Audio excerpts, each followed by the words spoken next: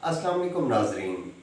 Legal eyes YouTube channel से अब्बास हुसैन आपकी खिदमत में हाजिर हूँ।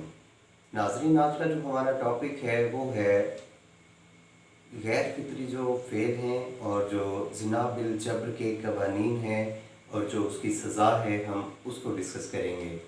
तो इस टॉपिक को मैं ज़ाती तौर पर जो है वो अपने इस चैनल पे नहीं करना चाहता था, लेकिन जिस तरह से आजकल केसेस रिपोर्ट हो रहे हैं हमारी सोसाइटी में और जिस तरह से ये फेल सामने आ रहे हैं, तो मैंने सोचा कि इसके हवाले से भी अवेयरनेस ज़रूरी है।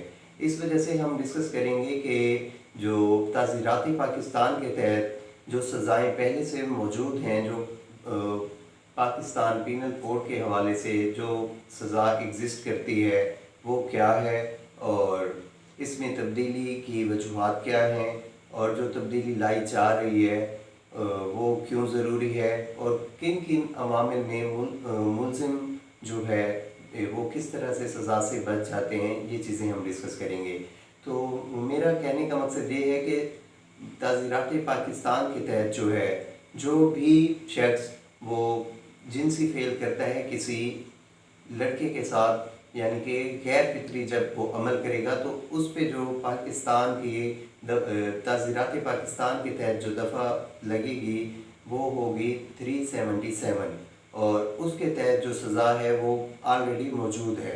और ताज़ीरात पाकिस्तान के तहत जो 377 के तहत जो सज़ा है वो गैर फितरी अमल की, वो ऑलरेडी मौजूद है।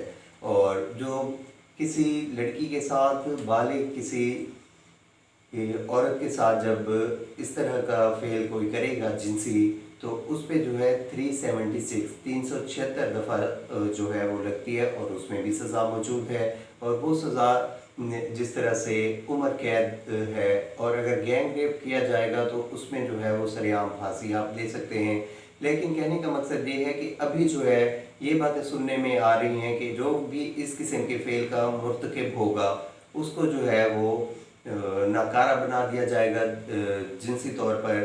तो इस तरह की जो सज़ा है वो भी होनी चाहिए, और कानून बनाने वाले इदारे हैं वो बेहतर जानते हैं।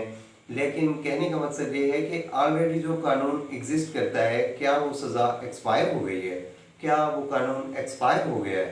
तो हमें जो है कानून में तब्दीली करना बहुत ज़रूरी है, ठीक हो गया।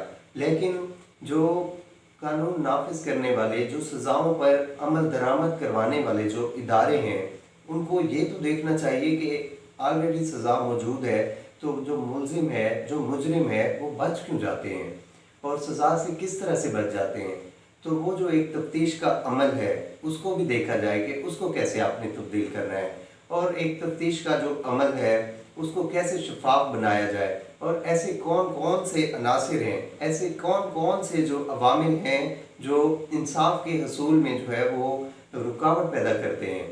तो अगर हम इस्लामी जमहूरिया पाकिस्तान के हवाले से इस्लामी कवानीन को हम डिस्कस कर लें, तो हदूद ऑर्डिनेंस जो है वो मौजूद है। उसके तहत अगर शादीशुदा मर्द या औरत ज़ना करता है तो उसके लिए जो है वो संसार करने का हुक्म है। और इस तरह के और अगर गैर शादीशुदा मर्द या औरत इस तरह के फेल का इर्तिकाब करते हैं तो उनके लिए 100 कोड़े की सज़ा है, जो पहले दी जाती थी। और इस्लामी कुछ स्टेट्स हैं जिनके हम अगर उनके कवानीन पे, उनकी सज़ाओं पे अगर हम देखें तो अमल दरामद हो रहा है। तो कहने का मकसद ये है कि सज़ाएँ ऑलरेडी भी मौजूद हैं, एग्ज़िस्ट करता है एक कानून, लेकिन इस तरह से बदल देना और ये सज़ा नहीं वो सज़ा, बात सज़ा की नहीं है कि वो कौन सी सख्त सज़ा है, कौन सी ज़्यादा सज़ा है। हमें तमाम अवामिल जो है वो डिस्कस करने हैं कि एक शादीशुदा मर्द को जब नाकारा बना दिया जाएगा, और इस कानून के तहत जो आने वाला है, जो जिसमें अमेंडमेंट हो रही है, तो कहने का मकसद ये है कि जो शादीशुदा मर्द होगा उसकी जो मौजूदा बीवी होगी उसके साथ जो है क्या नाइंसाफ़ी नहीं होगी, और क्या ऐसे जो उससे तो बेहतर यही है कि इस किस्म का जो भी फेल करेगा उसको जो है आप सरेआम फांसी दे दें। बेहतर यही है कि वो उसको सज़ाए मौत दे दी जाए। और इस तरह के जो इसमें इसके मेरिट्स डिमेरिट्स जो है वो ऑलरेडी डिस्कस करके जज्बाती होके आप जो है वकूआ हुआ उसकी ऑलरेडी सज़ा मौजूद है। तो एक वकूआ होने के बाद जो है आप कानून बदलने लग जाते हैं। तो कहने का मकसद ये है कि इसमें आप कानून ऑलरेडी मौजूद है, सज़ा ऑलरेडी मौजूद है, तो आप उस सिस्टम को देखें कि क्या ऐसे अवामिल हैं, क्या ऐसे अनासिर हैं कि जिनकी वजह से हम मुजरिम को जो है वो मुजरिम साबित करने में नाकाम हो जाते हैं और वो अपने इल्ज़ामात जो उस पर लगे होते हैं वो उनसे निजात हासिल करके जो है वो बरी हो जाते हैं।